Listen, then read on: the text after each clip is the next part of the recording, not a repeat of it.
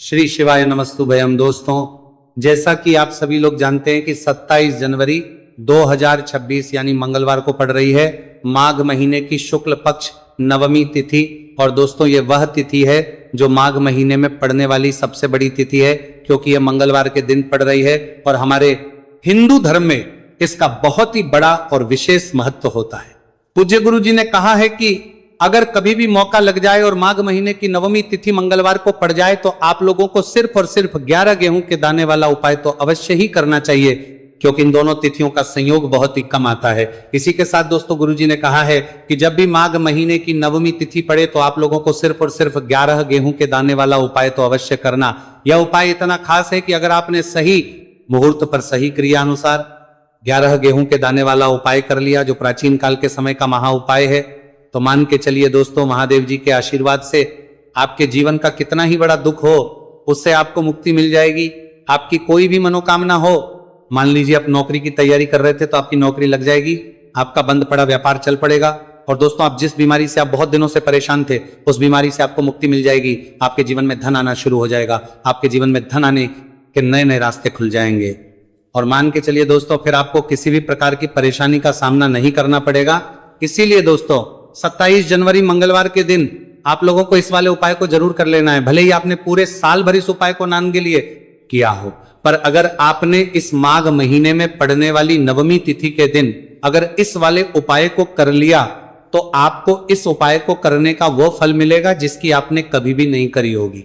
इसीलिए आप लोग इस गेहूं वाले उपाय को एक बार जरूर कर लेना, ताकि आप लोगों के हाथ से यह मौका ना जा सके और आपको इस उपाय को करने का फल मिल सके। दोस्तों, यह उपाय पंडित जी ने अपनी अभी की ही शिव महापुराण की कथा में बताया है, जो इस उपाय को आज हम आपको बहुत अच्छे से समझाने वाले हैं। इस वीडियो को देखने के बाद इस उपाय को समझने के लिए आपको कोई और वीडियो को देखने की जरूरत नहीं पड़ेगी। तो दोस्तों, इस उपाय को आपको कैसे करना है, कब करना है, कहां पर करना, और उपाय को करते समय आपको किन किन गलतियों को नहीं करना है और आपको किन किन बातों का ध्यान रखना है, ये सारी जानकारी हम आपको इस वीडियो में देंगे। तो चलिए भक्तों, उपायों को शुरू करते हैं। अगर आप भी चाहते हैं कि महादेव जी का आशीर्वाद आप पर सदैव बना रहे तो वीडियो को लाइक करें, चैनल को सब्सक्राइब करें और कमेंट बॉक्स में हर हर महादेव जरूर लिखें। और अपने फायदे के लिए, गरीबी दूर करने के लिए इस वीडियो को पूरा देख कर जाना। यदि आज आपने वीडियो को बीच बीच में से देखा, काट काट कर देखा, तो जीवन में आपको कभी सफलता हासिल भी नहीं होगी। दोस्तों, ये 27 जनवरी मंगलवार नवमी तिथि का दिन ये इतना खास होता है, इतना महत्वपूर्ण होता है। देखा गया है कभी कभी बड़े बड़े पूजा पाठ अनुष्ठान से जो मनोकामना पूर्ण नहीं होते, वह 27 जनवरी मंगलवार के दिन एक छोटे से उपाय करने से ही आपकी मनोकामना पूर्ण हो जाती है। अब हम समझते हैं इस वाले उपाय को हमें करना किस समय है। इस 11 गेहूं के दाने वाले उपाय को हमें माघ महीने के मंगलवार के दिन करना किस समय है। तो देखिए, इस उपाय को करने का जो समय है वो सुबह का समय है और शाम का समय है। अब देखिए, यहां पर हम मुख्य रूप से सुबह का समय नहीं बोलेंगे, क्योंकि 27 जनवरी मंगलवार नवमी तिथि का दिन है और इस दिन प्रदोष काल के समय का बहुत महत्व होता है। बाकी अगर सुबह के समय भी करेंगे तो भी अच्छा होगा, उसमें कोई भी दिक्कत वाली बात नहीं है। तो चलिए जानते हैं इस विशेष उपाय के बारे में। लेकिन उससे पहले एक प्रार्थना, अगर आप इस चैनल पर नए हैं तो आप इस वीडियो को लाइक करें, चैनल को सब्सक्राइब करें और कमेंट बॉक्स में आप अपनी राशि या अपना नाम जरूर डाल दें, क्योंकि हम राशि से भाग्य भी बताते हैं और भाग्य में चल रही परेशानियों को दूर करने के लिए वो आसान से आसान उपाय भी बताते हैं। तो चलिए अब हम अपने सबसे पहले उपाय की बात कर लेते हैं। देखो, गुरुजी ने कहा है कि अगर मंगलवार के दिन नवमी तिथि पड़ जाए तो इस दिन आपको 11 गेहूं के दाने वाला उपाय तो अवश्य ही करना चाहिए। देखो, ये उपाय यदि आपके जीवन में कर्जा बहुत अधिक है, आपके जीवन में संकट बहुत अधिक रहते हैं, आपके ऊपर बहुत अधिक विपदा आ रही है, बार बार आपको अपने व्यापार में और अपने धन में हानि देखने को मिल रही है कि आपको प्रत्येक कार्य में हानि हो रही है, तो आपको यह उपाय करना चाहिए। देखिए, इस उपाय के लिए आपको 11 गेहूं के दाने आपको लेने हैं। ठीक है, 11 दाने लेने के बाद में आपको जरूरत होगी चावल के दानों की। 11 चावल के दाने और 11 गेहूं के दाने और चावल के दाने खंडित नहीं होने चाहिए।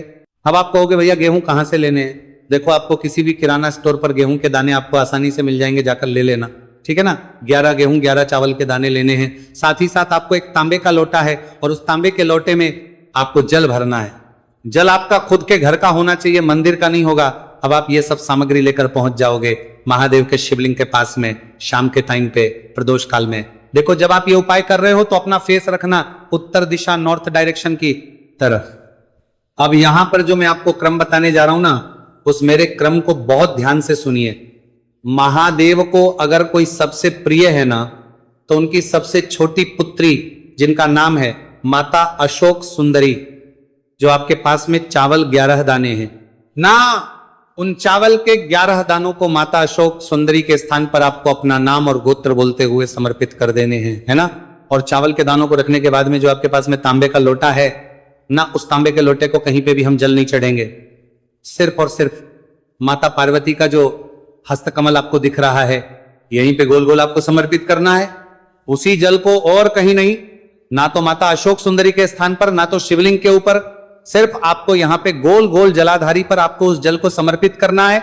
अब आपके पास में बचे हुए हैं 11 गेहूं के दाने और बचे हैं, उन्हीं 11 गेहूं के दाने को आपको अपनी मनोकामना अपने विशेष कहते हुए महादेव के शिवलिंग के ऊपर अगर आप नवमी तिथि के दिन प्रदोष काल में समर्पित कर देते हैं तो आपकी जो भी मनोकामनाएं होंगी, जो भी विश होंगी, महादेव पूरी जरूर करते हैं। अन्न को समर्पण करने से, उस खासकर गेहूं को समर्पण करने से हमारी इच्छाएं पूरी होती हैं। और अगर वह दिन मंगलवार नवमी तिथि का दिन हो तब तो इससे सुंदर संयोग कुछ भी नहीं हो सकता।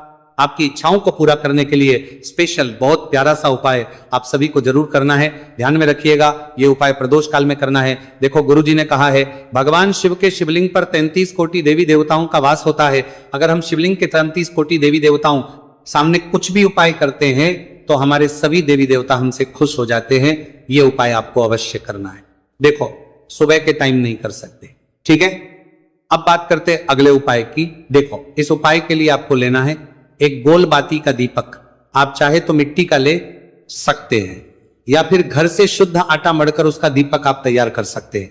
इसके बाद आपको लेना है शुद्ध गाय का घी। अगर वो नहीं है तो कोई भी देसी घी इस्तेमाल कर सकते हैं जिससे आपको दीपक प्रज्वलित करना है।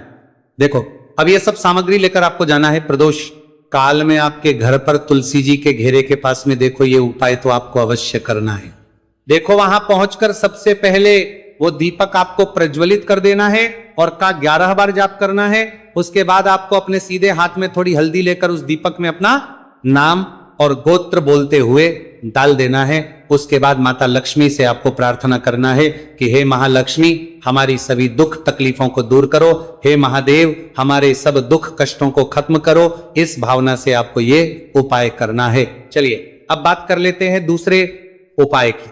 दोस्तों आप सभी जानते हैं कि मंगलवार नवमी तिथि का दिन समर्पित होता है भगवान महादेव को, या कि माता पार्वती को नवमी तिथि का दिन समर्पित होता है। और जब भी हम शिवलिंग के ऊपर कोई भी उपाय करते हैं तो इससे हमें एक साथ भगवान महादेव की और माता पार्वती की कृपा प्राप्त हो जाती है। देखिए दोस्तों गुरुदेव ने बताया है कि मंगलवार के दिन किया जाने वाला यह सबसे खास और सर्वश्रेष्ठ उपाय है। 7 चने की दाल लेनी है। देखिए आप 7 चने की दाल भी ले सकते हैं या फिर 11 भी ले सकते हैं, 21 या फिर 108 चने की दाल ले सकते हैं। यदि आप 21 चने की दाल लेते हैं तो ये आपके उपाय के लिए अत्यधिक सर्वोत्तम होता है। तो इस प्रकार से आप कम 7 चने की दाल ले सकते हैं और अधिक से अधिक आप 108 चने की दाल ले सकते हैं। अब देखिए इसी के साथ में आपको मात्र 1 लोटा शुद्ध जल लेना होगा तांबे के पात्र के अंदर अपने ही घर से, और साथ ही में आपको मात्र 1 से 2 गू के टुकड़े भी लेने हैं। देखिए मंगलवार नवमी तिथि का दिन भगवान महादेव को होता है। आपको ये जो सारी सामग्रियां हैं इन्हें लेकर के पहुंच जाना है भगवान शिव के मंदिर में। इस उपाय को आप सुबह से लेकर के शाम तक किसी भी समय में कर सकते हैं, लेकिन यदि आप शाम के समय इस उपाय को करते हैं तो यह उपाय आपके लिए और अधिक सर्वोत्तम होता है। तो यदि आपको प्रदोष काल के समय में मिला जाता है तो फिर आप प्रदोष काल में भी कर सकते हैं या फिर आप पूरे ही दिन में किसी भी समय इस उपाय को कर सकते हैं। शिव मंदिर पहुंचने के बाद सबसे पहले तो आपको दक्षिण दिशा में बैठ जाना है। उत्तर दिशा की तरफ आपको अपना मुख कर लेना है। लेकिन यदि शिवालय में भीड़ है, शिव मंदिर में भीड़ है, तो फिर आप किसी भी दिशा में बैठकर इस उपाय को कर सकते हैं। तो देखिए सबसे पहले आपके पास जो गुड़ के टुकड़े हैं, जो आप गुड़ के टुकड़े लेकर के आए थे, उन्हें आपको शिवलिंग के सामने ही जो आपके पास एक लोटा जल है उस पात्र में आपको ये गुड़ के टुकड़े डाल देना है। इसी के साथ में आप जो चने की दाल लेकर के थे चाहे आप 7 चने की दाल लेकर के आए हैं, 11, 21, जितने भी आप चने की दाल लेकर के आए हैं, इस चने की दाल के ऊपर आपको जो आपके पास गुड़ वाला जल आपने तैयार किया है, इसमें से थोड़ा सा जल आपको इस चने की दाल पर डाल लेना है। अब देखिए आपके पास जो गुड़ वाला जल है, इसमें से सबसे पहले थोड़ा सा जल आपको श्री गणेश जी वाले स्थान पर समर्पित कर देना है, श्री शिवाय नमस्तुभयम इस मंत्र का जाप करते हुए। फिर थोड़ा सा जल आपको श्री कार्तिकेय जी वाले स्थान पर समर्पित करना है, श्री शिवाय नमस्तुभयम इस मंत्र का जाप करते हुए। फिर थोड़ा सा जल आपको माता अशोक सुंदरी वाले स्थान पर भी समर्पित करना है, श्री शिवाय नमस्तुभयम इस मंत्र का जाप करते हुए। फिर थोड़ा सा जल आपको माता पार्वती के हस्त कमल पर समर्पित करना है और आपको श्री शिवाय नमस्तुभयम इस मंत्र का जाप कर लेना है। अब देखिए दोस्तों, आपके पास जो सा जल और शेष बचेगा, इसमें से आपको केवल थोड़ा सा जल शिवलिंग पर अर्पित कर देना है और अंत में आपको उस पात्र में थोड़ा सा जल और शेष बचाना है। पूरा जल आपको शिवलिंग पर अर्पित नहीं करना है, अंत में आपको थोड़ा सा जल और शेष बचाना है। अब देखिए, आप जितनी भी चने की दाल लेकर के आए हैं, अगर आप 7 चने की दाल लेकर के आए हैं तो आपको 7 बार श्री शिवाय नमस्तुभयम इस मंत्र का स्मरण कर ले। यदि 11 चने की दाल लेकर के आए हैं तो फिर आपको 11 बार इस मंत्र का जाप करना है। जितनी भी चने की दाल लेकर के आए हैं उतनी बार आपको श्री शिवाय नमस्तुभयम इस मंत्र का जाप करना है और फिर आपको ये जो चने की दाल है इसे शिवलिंग के ऊपर ही समर्पित कर देनी है।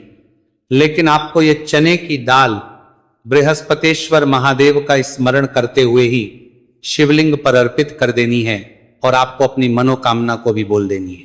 आप जो भी मनोकामना है, चाहे वो धन प्राप्ति को लेकर हो, नौकरी से संबंधित हो, विवाह से संबंधित हो, या फिर आपके मकान जमीन जायदाद से संबंधित हो, चाहे ग्रह क्लेश से संबंधित हो, या फिर किसी भी प्रकार की जो मनोकामना है उसे आपको बृहस्पतेश्वर महादेव से परिपूर्ण करने की प्रार्थना कर लेनी है। और इसके बाद आपके पास जो पात्र के अंदर थोड़ा सा से जल और बचा हुआ था, इसे भी आपको धीरे धीरे भगवान शिव की पर ही अर्पित कर देना होगा।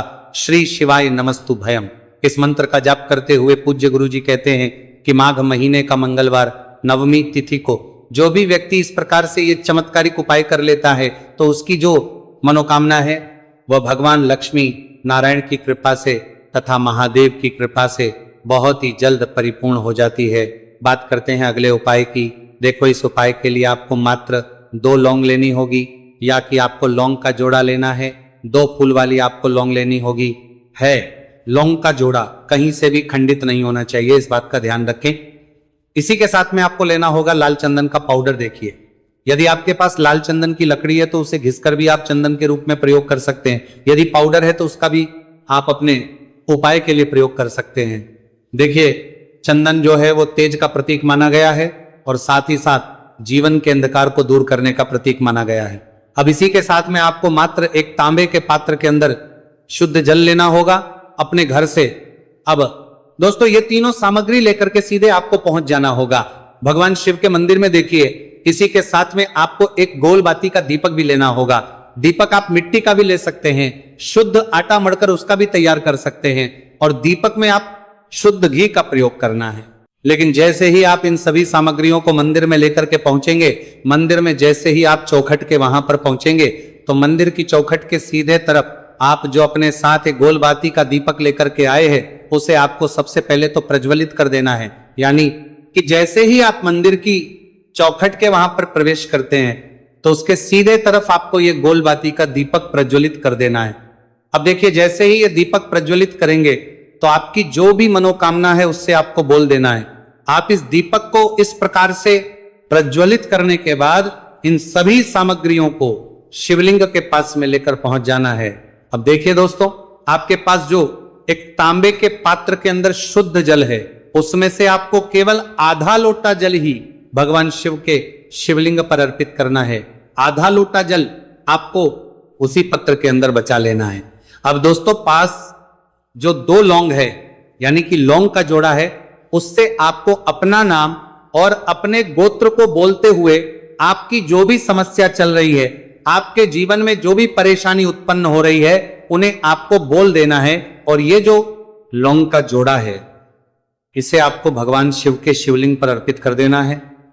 जैसे आप ये 2 लौंग शिवलिंग पर चढ़ाएंगे तो अपना हाथ जो है वहां पर आपको रखना है और महादेव से आपको करनी है कि मेरे जीवन की ये जो परेशानियां हैं ये सभी दूर हो जाए, यानी कि आपके जीवन में धन की संबंधित परेशानी चल रही है, कर्ज की समस्या चल रही है, बच्चों का पढ़ाई लिखाई में मन नहीं लग पा रहा है, घर के जो आर्थिक संकट है वह सभी दूर हो, व्यापार आपका ढंग से नहीं चल पा रहा है, घर में रोग की स्थिति बनी हुई है, यानी कि जिस भी प्रकार की आपकी समस्याएं हैं उसे आपको बोल देना है और महादेव से इन सभी समस्याओं को दूर करने के लिए आपको प्रार्थना कर लेनी है। अब देखिए दोस्तों, आपने जो 2 लौंग शिवलिंग पर समर्पित की थी उससे आपको वहां से उठा लेना है और इन दोनों लौंग को आपको शिवलिंग से उठा करके सीधे उससे जल के पात्र के अंदर डाल देना है, यानी कि अपने आधा लोटा जल और बचाया हुआ था उसी के अंदर आपको ये 2 लौंग डाल देनी है और साथ में आप जो लाल चंदन ले आए थे उस लाल चंदन को भी आपको उसी पात्र के अंदर डाल देना है, यानी कि आधा लोटा जल और बचा हुआ है तो उसी आधे लोटे जल के अंदर आपको ये लाल चंदन भी डाल देना है। अब देखिए इस आधे लोटे जल में है जिसमें अपने 2 लौंग डाली है, लाल चंदन डाला है, उसे सीधे लेकर के आपको पहुंचना है बेलपत्र के वृक्ष के। वहां पर देखिए बेलपत्र का वृक्ष यदि आपके घर पर है तो वहां पर आपको आ जाना है, आपके घर के पास कहीं भी है तो वहां पर आपको पहुंच जाना है और उसके बाद आपका जो मुख है वह दिशा की ओर होना चाहिए।